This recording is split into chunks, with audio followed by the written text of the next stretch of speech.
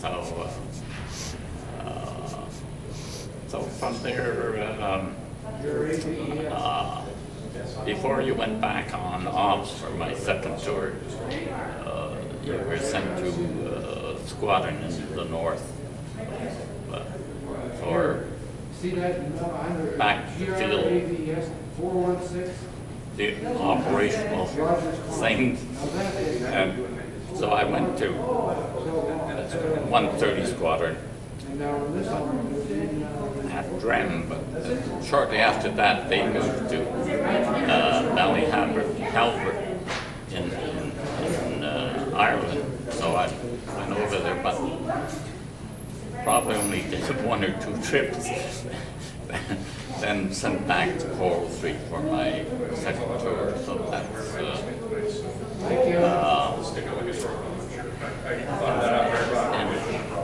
when I went back, we could put up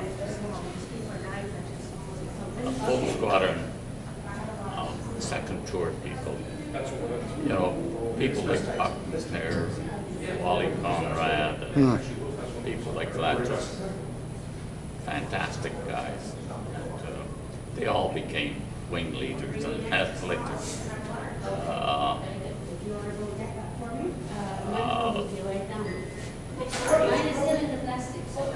How I got promoted was Jimmy Lambert, who had been involved as well, and he was one of these chaps that he was sort of thought his raincoat was torn, he had a beat up old hat, and those were his lucky pieces type of thing. He wouldn't change up. He was not the smartest looking flight lieutenant.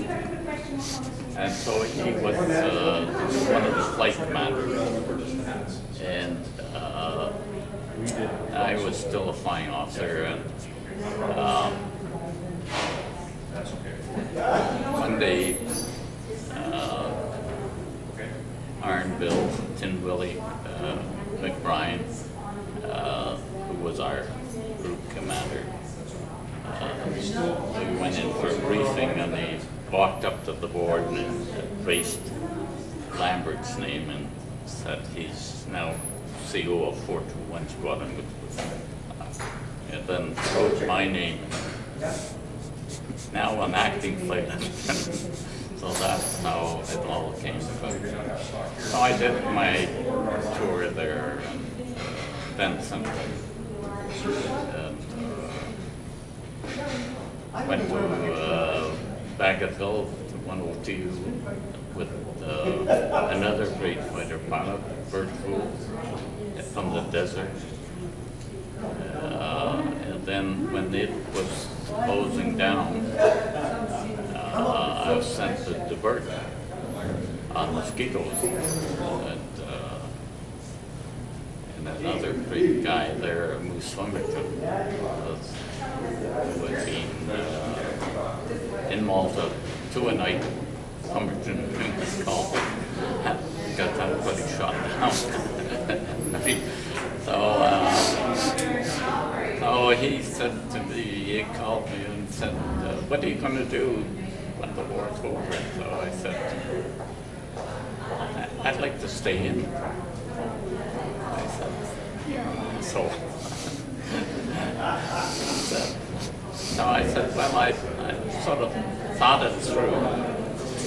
And I said, I think we're going back to war with the Ruskies anyway, so I whack it out. And I sort of thought, what could happen to me? So I figured I could end up as a group captain on the station, and I thought I could end up as a group captain on the station down with heaven. So he said,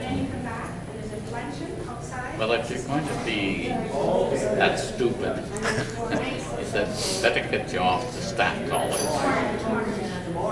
admin school, and then Staff College.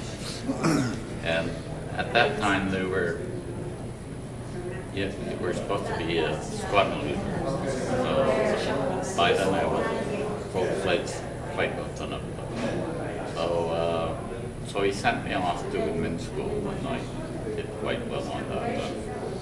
Then got back, and it was the first long staff college course after the war, and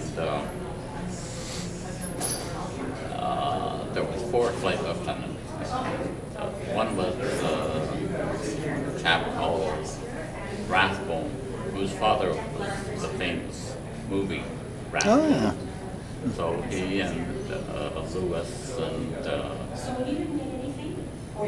chap who became EA to the chief of the air staff later, but anyway. So that's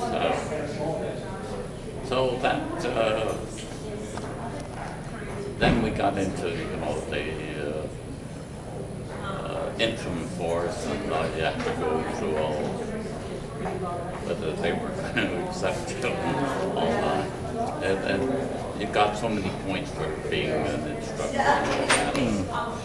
So luckily, somehow I hadn't been, but they got a lot of points for that. So, because most of the people at that stage in headquarters were all had been. So they anyway. Somehow I got through, and then went on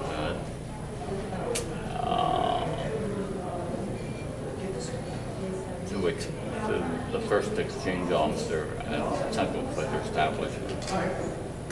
Came back to Vampire's 421 Squadron, which was up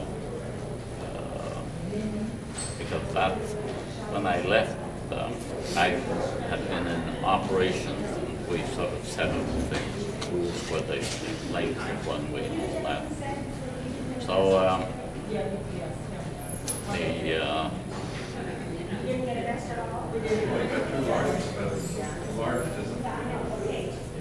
from there, let's see, I'm at, I came back and I'm flight commander, and Bob Davidson, again, another famous desert fighter pilot. And then they were sent over to England to be the first. We did not have vampires at that time. But, so they went, we did have vampires. And they went over to England. But they didn't take them because I just had come back from 2 years, and they said, you're not getting another one of those jammies. So I stayed on because I was going to get a squadron of Sabres. So I took through the first course